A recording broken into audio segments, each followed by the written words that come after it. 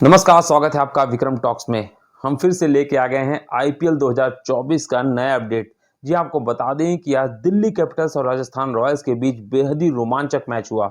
अब इस मैच में क्या कुछ घटित हुआ, किसने किसको हराया, ये सब जानना है तो पेज को अगर फेसबुक पे देख रहे हैं तो फॉलो और लाइक कर लीजिए, और अगर यूट्यूब पे विक्रम टॉक्स को देख रहे हैं तो चैनल को सब्सक्राइब कर लीजिए।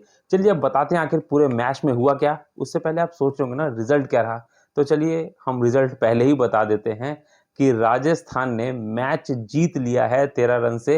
लेकिन ये मैच इतना आसानी से नहीं जीता। भले आपको स्कोर 13 रन दिख रहा हो, लेकिन अंतिम गेंद तक संघर्ष चलता रहा और एक समय जहां राजस्थान आराम से जीतता हुआ दिख रहा था, उसका स्टब्स ने कहीं ना कहीं पूरे मैच में खलबली मचा दी। लगभग 40 से ऊपर रन बनाए और जो चौके और छक्के जड़ने शुरू किए ना, क्योंकि ट्रेंट बोल्ट ने उनका कैच छोड़ दिया था, उसके बाद एक समय ऐसा आ गया था कि मैच दिल्ली के पक्ष में लगभग लगभग मुड़ चुका था, क्योंकि लगभग 16 गेंदों पे 32 और 33 रन चाहिए था। और ऐसे में जब संदीप ने 19वां ओवर फेंक रहे थे तो उसमें पहली 2 गेंदों पे छक्का और चौका भी निकल गया था।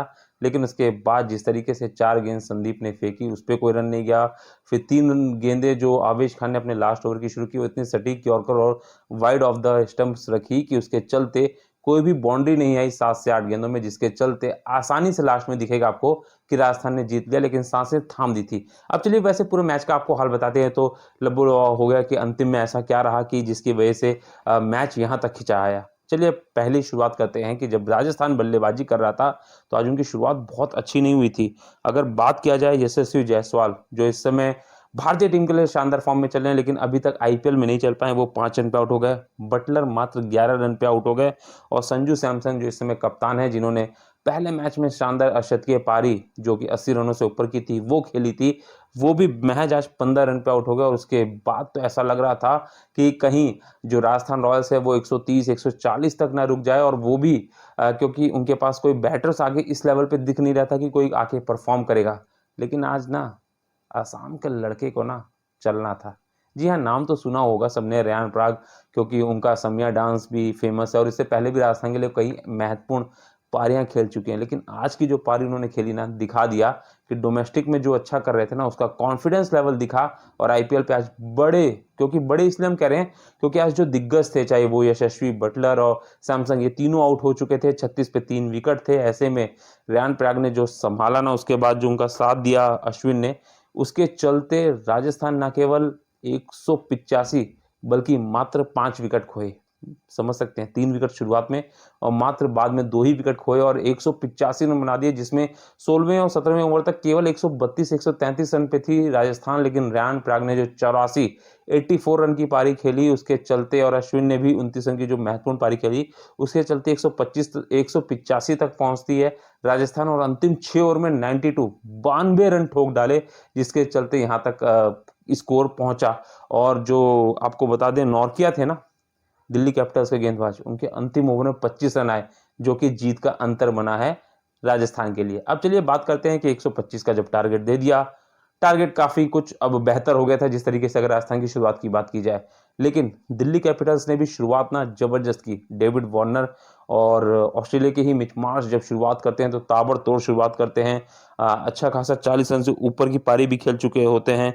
हालांकि मार्च जब 23 रन पे आउट होते हैं थोड़ा सा ब्रेक लगता है रनों पे, और उसके बाद कहीं ना कहीं बात की जाए तो वार्नर भी अच्छा खेले थे, लेकिन वो 49 रन पे शिकार हो जाते हैं, कैच आउट हो जाते हैं। उसके बाद ऋषभ पंत भी अच्छी पारी खेल रहे थे, 20 से ऊपर रन बना चुके थे, लेकिन यजुवेंद्र चहल की आउटसाइड द ऑफ स्टंप गेंद को मारने के चक्कर में, कट करने के चक्कर में पीछे संजू सैमसन जबरदस्त कैच लेते हैं। और उसके बाद कहीं ना कहीं दिल्ली कैपिटल्स आउट लग रही थी मैच से कि राजस्थान आराम से मैच जीत जाएगी। लेकिन कह सकते हैं ना कि क्रिकेट में जब तक अंतिम गेंद नहीं गिरती है तब तक मैच के फैसले नहीं होते। ऐसे में अब स्टब्स और अक्षर पटेल मैदान पे थे, और स्टब्स जो शुरुआत में थोड़ा लड़खड़ाए थे, बॉल मारते हैं, अश्विन की गेंदबाजी हो रही होती है, अश्विन की गेंद पे मारते हैं, बॉल ऊपर हवा में जो उछलती है, लॉन्ग ऑफ की तरफ आप मान के चलिए कि जाती है। वहां से ट्रेंट बोल्ट, जो कि सबसे अच्छे न केवल न्यूजीलैंड बल्कि अगर वैसी बात की जाए तो खिलाड़ी के रूप में सबसे बेस्ट फील्डिंग खिलाड़ी हैं, वो जल्दी कैच नहीं छोड़ते, उनसे कैच छूट जाता है।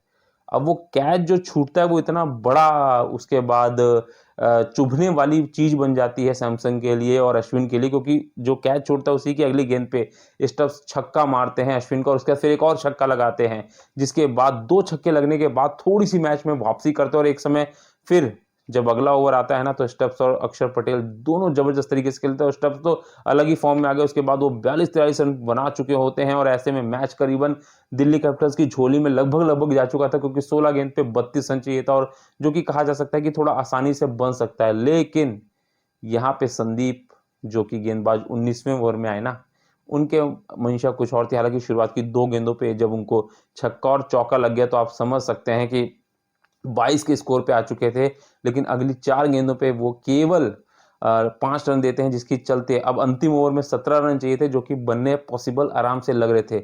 लेकिन आज ना राजस्थान जीत लिखवा के आई थी और आवेश खान तो पूरी तरीके से, सबको ये लग रहा था, क्योंकि स्टब्स जिस तरीके से चौके-छक्के मार रहे थे, उनको ही पहली गेंद फेस करनी थी। लेकिन आवेश खान ने इतनी सटीक यॉर्कर मारी ना कि केवल स्टब्स अपना विकेट बचा पाए और 1 रन ले पाए। उसके बाद अगली 2 गेंदों पे 1 गेंद पे मिस करते हैं अक्षर पटेल, दूसरी गेंद पे सिंगल लेते हैं।